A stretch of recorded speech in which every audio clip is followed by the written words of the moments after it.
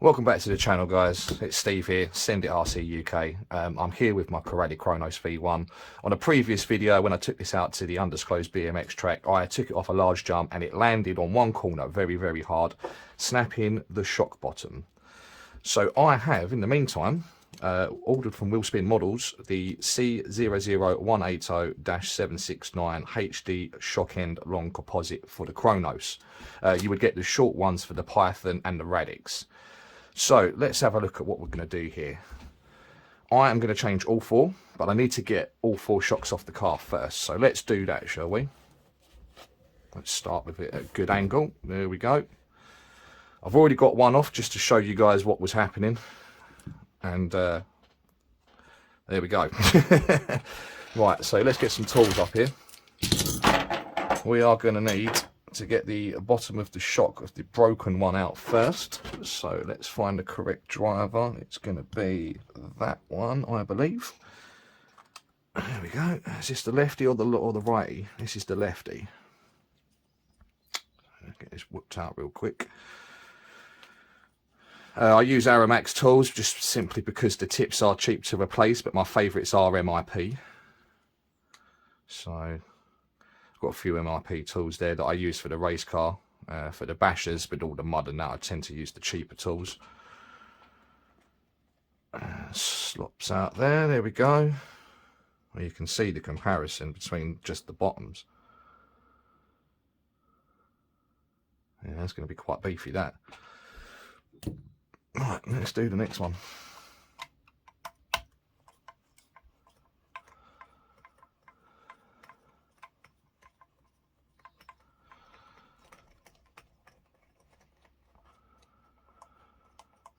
And just thinking about it while I'm here, I am going to fill the shocks up with 80 weight or equivalent of 1000 CST, as you can see on the label there. I'm using the associated stuff.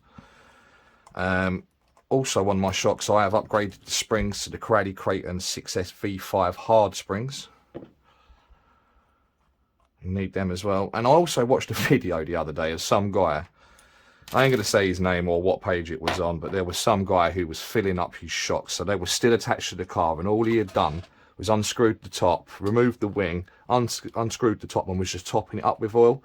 Now, guys, this is not how you fill up shocks. So I'm going to show you while I'm doing this process of how I do my shocks. I'm just going to do the two rear ones for now. It's exactly the same process for the front, and I also use the same weight oil in the front. So I will do that for you. I feel that I have to, because if people were doing this and sending videos up onto RC pages, it is... some little kid's gonna he's gonna follow that, and it's all gonna go wrong for him, and he's gonna break his car. Basically, what the guy was doing was gonna essentially hydro lock his shocks. It is not the way to go. So I will show you in this small little video of how I do it. So there's off the nut there. Let's pull that out. There's a washer that's just gone flying there. No, it's not the washer, it's the insert.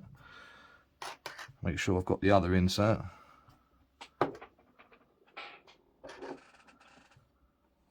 Oh, seem to have lost one. Come out the other shock.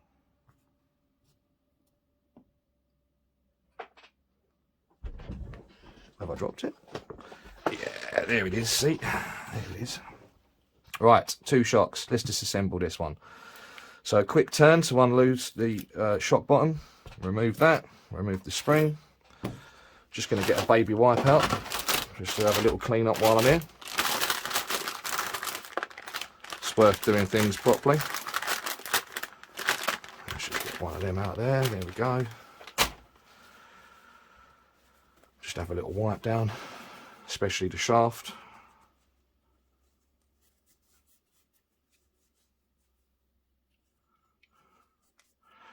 Now, because I do regular maintenance on all my rigs, as you can see, my stuff comes off pretty clean, to be fair. I always give it a hose down with the airline. Right, so we are going to use a bit of old sock that I use as a grip, and we're going to put this around the shaft like so. Use a set of grips. Now this isn't the conventional way. You can buy shock gripping pliers that do this properly, but if you hold the shock at the bottom, this bit never goes in. So even if you do mark it, it never goes inside there and touches all the bushings and the rubber seals that are in there. So now I'm simply just going to try and undo this, but it's turning. So I'm going to have to readjust my pliers slightly. Start again. Put that round the shaft. I'll probably do it this way on there, like I did before.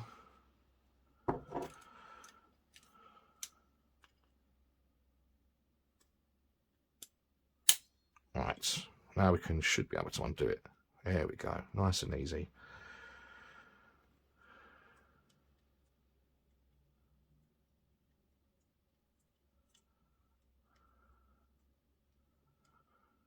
Okay, so we've got our two bottoms off. Where's the other snapped one? Saw it a second ago.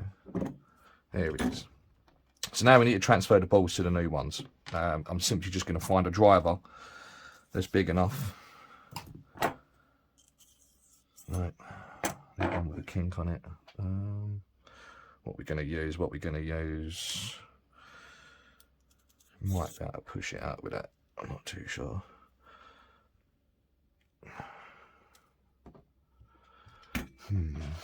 What are we going to use? That could be a good one. I'm simply just going to try and push it out with my hands.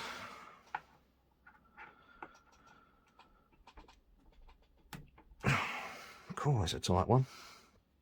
Might have to use the grips.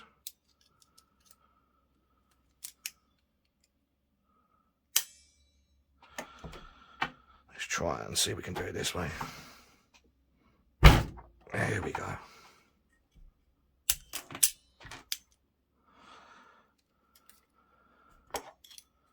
Always look for other tools to help you, not necessarily the obvious. Right, so we're going to grip that again, like so, and we are going to try and push it out. There we go. Right, that's our two balls. We can get rid of the old one.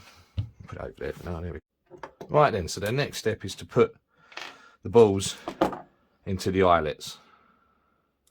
The simple way is just insert your ball like so, get your grips, make sure it's just right, little squeeze, little play, pop, in she goes.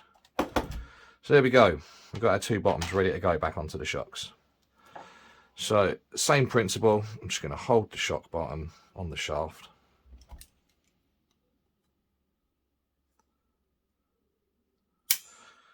Clamp it down, simply screw on. They feel like they're already threaded. Let's just have a look, see if they are. Can't really tell, to be fair, can't really tell. But anyway, it started.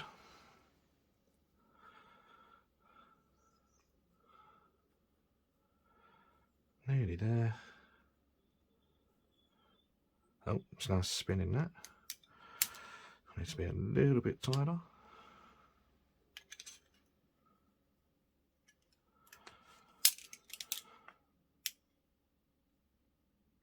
I'm essentially just using the old sock just to stop any scoring, anything at all. There we go, we're in. Okay, number two.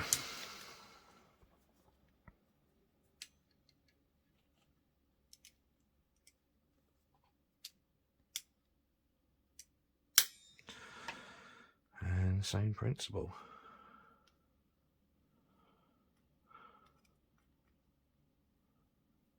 Maybe they're not threaded. This one seems different. I'm just rocking it forward and back just to create a nice little cut with thread there on the plastic. I seem to have cut myself earlier as well. I'm just going to use the wet wipe. There we go. It's probably when I was taking that eyelet out and a screwdriver hit my finger. Boo boo. Unfortunately, with like real mechanics wrenching on these things, you do come up with a few war wounds. I think we need to be a little bit tired of that. There we go. Nice and slow so it doesn't turn the shaft. There we go. Lovely. Right. So we have our 2 shocks. The next thing we're going to do is going to put some oil in. So what I like to do here, to soak up the excess oil, I like to make myself a nice little bed of wet wipe.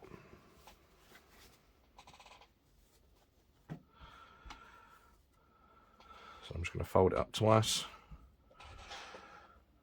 Look for a plastic pot that I had earlier. Where did I put my plastic pot?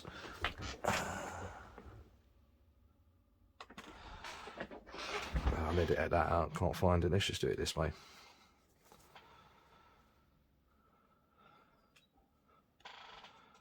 So yes, a nice little bed of wet wipes. There we go. I'm just going to use my old sock. Shock number 1, and I like to do this.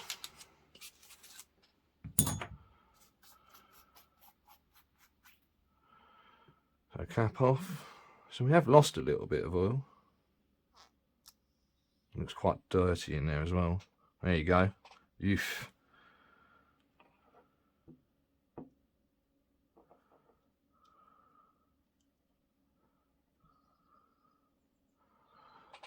Stick that in there, clean that out for later.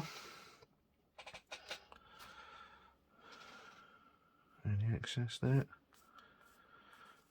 So that shows that I am getting some dirt through my shaft. So I probably on the next service should replace the shock seals. I don't currently have any. This is more now just to show you actually how to fill your shocks correctly. And not just still having it in the car with all the spring, the bottom on, still bolted in and just the top off, topping it up. No, no, no. Honestly, when I saw the post, I thought it was a joke.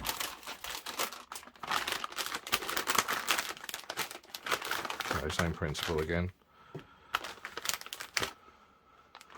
Get a couple of wet wipes out. There we go. Oh, what's happening there? I pressed something on the computer. Get rid of that. I'll edit that out as well.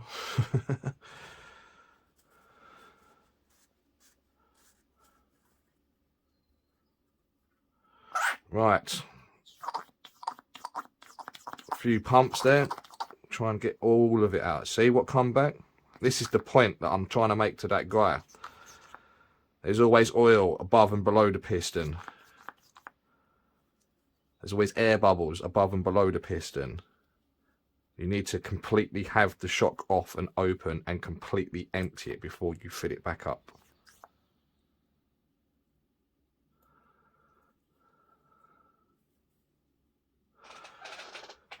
Right, okay, let's do the next shot. Again, just going to make my bed of wipes.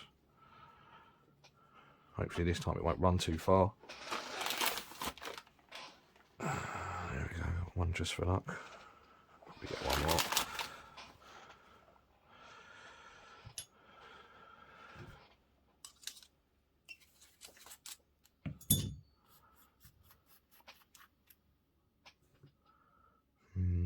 Lost about the same amount, so maybe I haven't lost any. Maybe that's just where the bladder sits, and that is the required volume. I've only been in here once before, so that's when I changed initially to the 80 weight and the hard springs.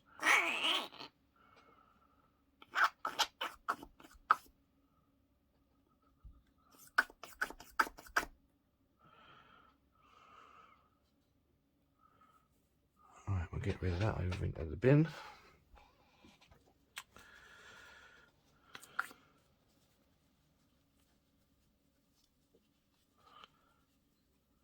Yeah. This one seems worse.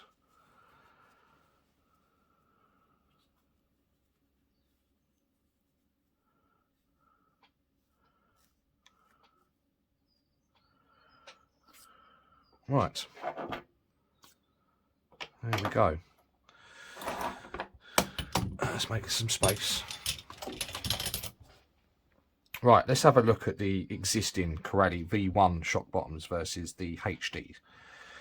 Now, that is a big upgrade. So one thing that I can see that's going to happen here is that we're going to, because it's longer, we're going to lose less shaft, or it's going to make the shock longer. So there is going to be some adjustments needed because of the size. So we've also got to watch out that we don't ground out as well, yeah? That's not what we want, because it will break the shock box. I mean, it will shake this, break this. So we need to make sure that we are where we need to be, compensated. Now, a lot of people use 70 weight oil, 65 weight oil, and around 900, 950 CST. I'm using 1,000, just stepping it up a little bit. So, plenty of oil into your shock.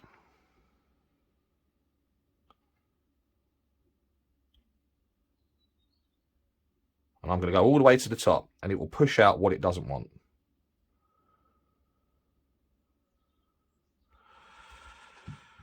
Then we are going to give it some pumps.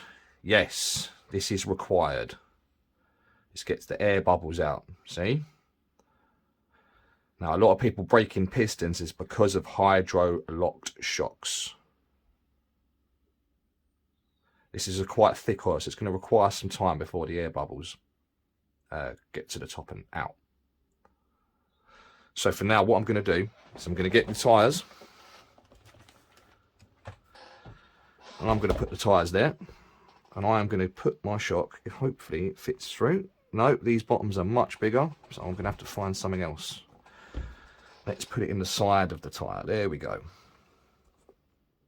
Perfect, made for it. Let's do the same with the other one.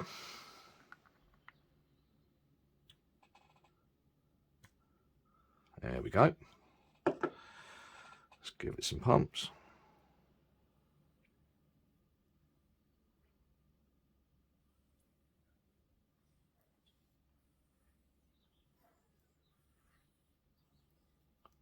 Yeah, I definitely feel like this shock needs some new seals. They're a little bit graunchy, which means that there is some dirt on the rubber seals on the inside. But it's a basher. This is what it's for. I think I went a little bit too far there, so I'm just going to take a bit of excess out. Again, like I said, once you put the cap on, it will kick out what it doesn't want. We'll get that bit to that bit in a second. So for now, what I'm going to do is just let this rest for sort of 20 minutes or so, and then we're going to come back to it.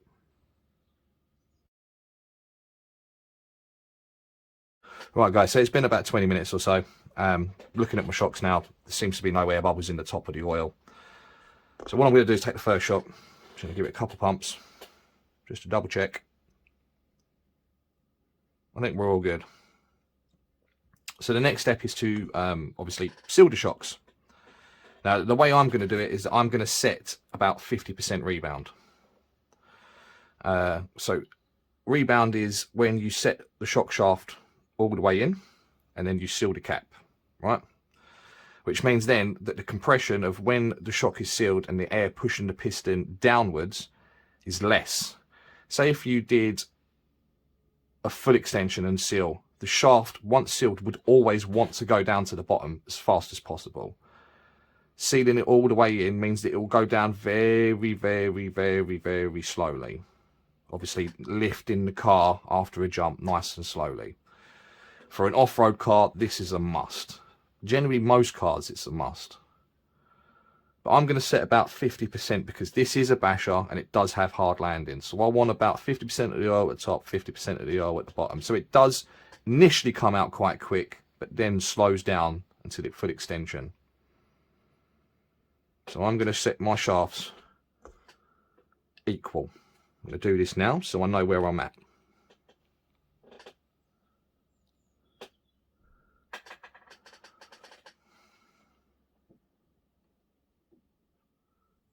more, just a little bit more. Now I'm happy with that by eye. I'll put shock 2 back in then. Now I'm going to put my cap on very slowly. And what we're looking for is air bubbles coming out of the air recess, the breather. And take a bit of tissue. We're just going to screw in very slowly, mopping up what comes out through the breather.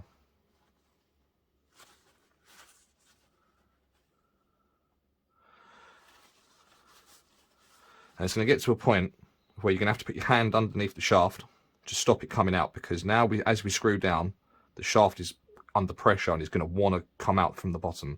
So what I'm doing is stopping it and holding my rebound rate. Again, just dabbing up the excess.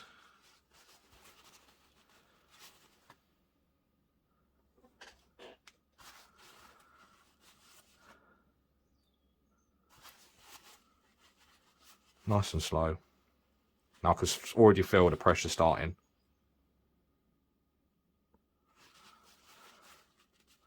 I'm going to hold this nice and tight.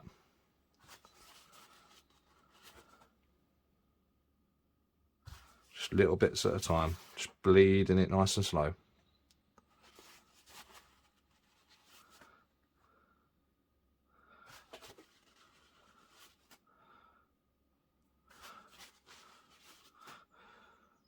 Okay. That's tight. I can really feel the pressure there now. There we go. Now this is what happens. Full extension. Very slowly to where I left it, about half. But that first bit is quite fast. The last bit will be slow, will be controlled by the spring. Does that make sense? So this is to stop this hitting the shaft and causing more issues on hard landings. In combination with a little bit of rebound and a hard spring, this is what I am going to be testing, what I'm going to be running. Just make sure it's nice and tight.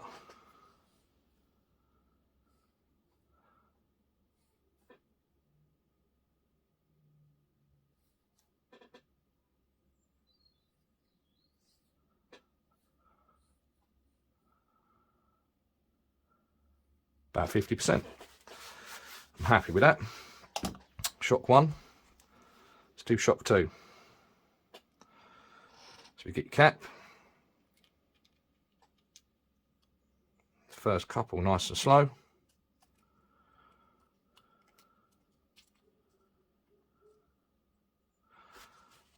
Dabbing it away at the excess.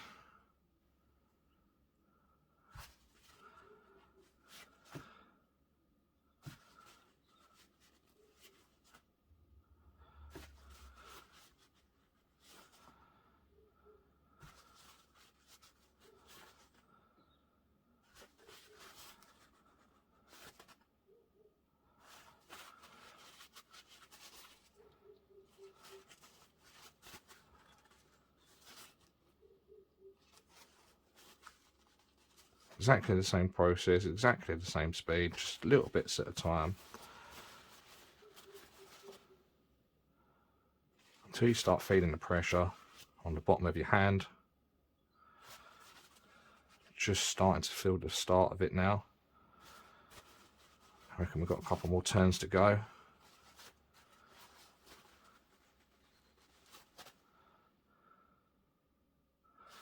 Okay, still spitting. A little bit more. Pressure's building now.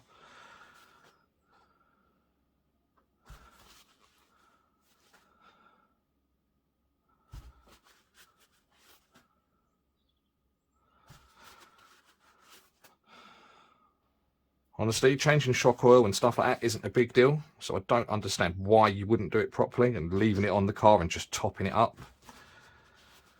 You need to set your shocks evenly, otherwise when it goes around the track, what's it going to do? It'll be hard on one side and constantly roll over because it's so soft on this side? It's not what you want. It's not what you want. Come on guys, do it properly or don't bother doing it at all, yeah? Right, We're there. I can really feel the pressure. I'm really, really holding it. If you can see, it's on the bottom of my hand there. Right, so we just need to do one more last crank, which I think is that. And then we can let the shot go.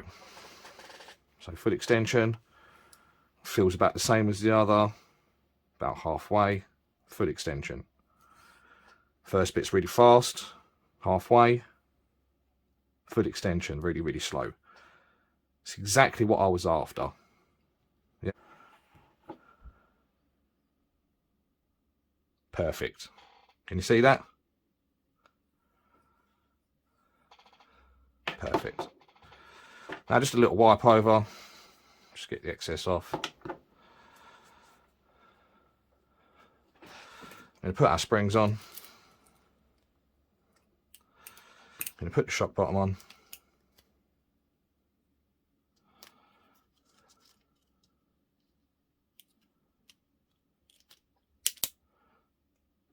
Turn to lock in place.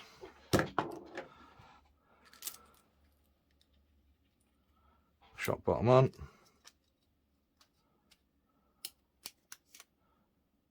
Turn to lock in place.